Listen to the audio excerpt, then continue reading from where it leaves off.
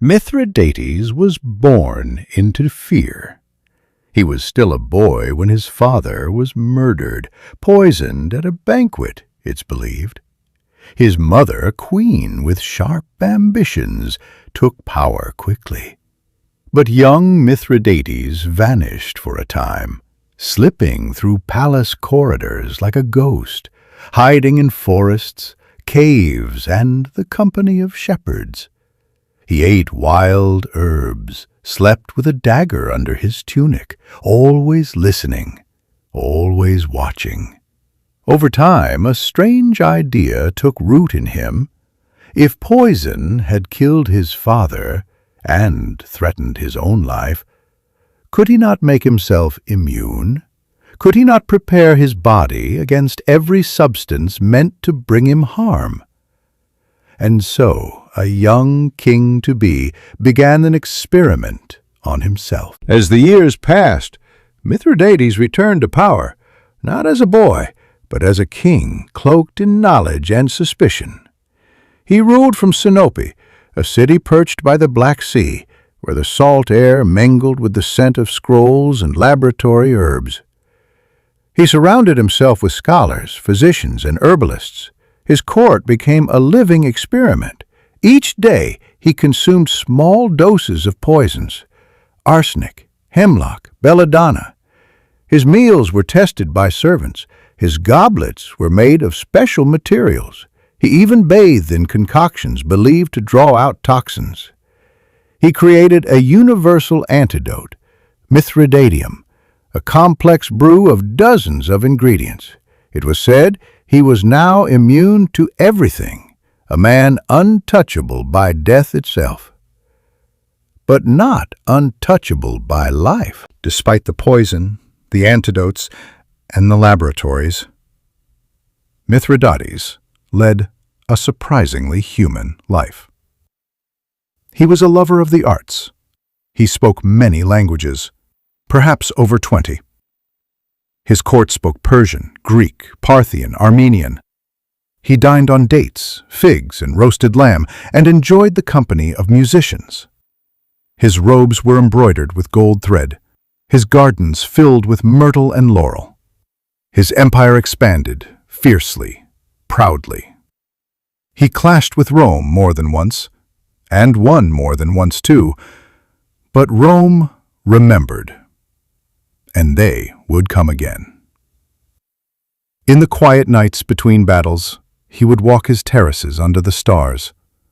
Perhaps he wondered if the poisons truly worked, if death would come softly or in silence. He had trained his body, but could he train the world? As the years passed, Rome grew restless. Mithridates, they believed, was too powerful, too cunning. He had poisoned their allies, disrupted their influence, and dared to challenge them not once, but thrice. The Mithridatic Wars began. There were victories and retreats, grand speeches and brutal massacres. At one point, Mithridates had every Roman citizen in Asia Minor killed in a single day. Some say it was hundreds of thousands, others say fewer. But the act seared his name into Roman memory. Still, he fought on. He fled across mountains, rebuilt armies in exile, even joined forces with pirates. His resilience became legend. But so did his paranoia. He trusted fewer people, executed advisors, feared betrayal, especially from his own children. One son he had poisoned, another would do worse. In the end, it wasn't Rome who pierced the king's heart. It was his own son, Pharnaces, the one he had trusted, perhaps groomed for power, rose up against him. Allied with the Romans, declared Mithridates unfit to rule. The old king fled once again, this time to Panticapaeum, in the far reaches of the Bosporan kingdom, a place of colder winds and darker thoughts. There, surrounded by only a few loyal servants, he prepared for the end. He tried the poisons, but none worked. His body, now immune to death's gentle tools, would not yield.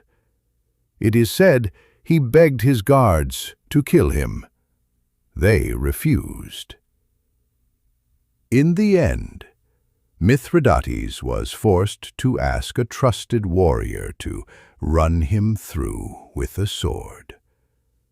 Even death, when it came, had to be begged for. The walls of Panticapaeum had seen centuries of wind and war.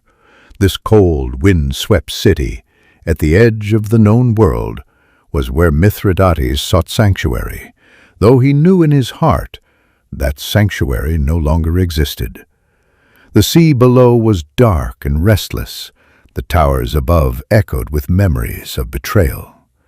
His once mighty court had dwindled to a handful of faithfuls, old advisors, exiled physicians, and a few guards whose loyalty outweighed fear. The chambers were quiet now. The laughter of scholars, the notes of musicians, the clang of armor in courtyards, all of it had faded. In the mornings, he would walk the battlements alone.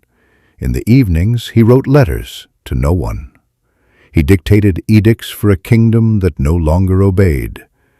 He studied poison formulas still, tinkered with herbs, but perhaps even he no longer believed. His son had turned the world against him. Rome did not even need to strike. What does it mean to be too prepared for death? Mithridates had consumed poisons for decades. He had reshaped his entire biology. His body no longer reacted to the substances that would fell other men in seconds. Some said he could drink enough hemlock to kill a village and remain standing. So when the end came, and he swallowed the vial, he waited, and waited, and waited. Nothing happened. Perhaps he grew cold, perhaps he trembled, but death did not come. He tried another mixture, then another. Still, nothing. Servants grew nervous. His physicians were speechless. The king, once proud of his indestructibility, now felt trapped within the very walls he had built inside his own blood. He paced, then sank into silence. What was once his greatest strength had now become his most terrible curse. As the bitter wind howled outside his stone chamber, Mithridates made the final decision. There was no poison left that could reach him, so he turned to Tigranes, his faithful Gallic bodyguard, a man who had fought beside him, eaten with him, and now was asked to end him. It is said Mithridates placed his hand over his heart, and with the quiet dignity of a fading emperor, nodded once. The blade was quick, a final, quiet mercy. No crowds, no glory, just the sound of wind, and the footsteps of a loyal guard leaving the room. So ended the life of a man who made himself into a legend, and then, tragically, into a prison. When the Romans finally arrived, they found a fortress without resistance. Mithridates was already gone, his empire broken, his name whispered like a curse and a legend in equal parts. They marveled at what they found. Complex antidote recipes, rooms filled with botanical samples, diaries of medical experiments, and tales of battles where death had been cheated again and again. To some, he was a monster, to others, a genius. To the historians, Appian, Cassius Dio, and others, he was Rome's last great nightmare. And to the world of medicine, his name would echo on in the term Mithridatism, the practice of building immunity to poison. But perhaps the most haunting legacy he left was not in war or science or even death.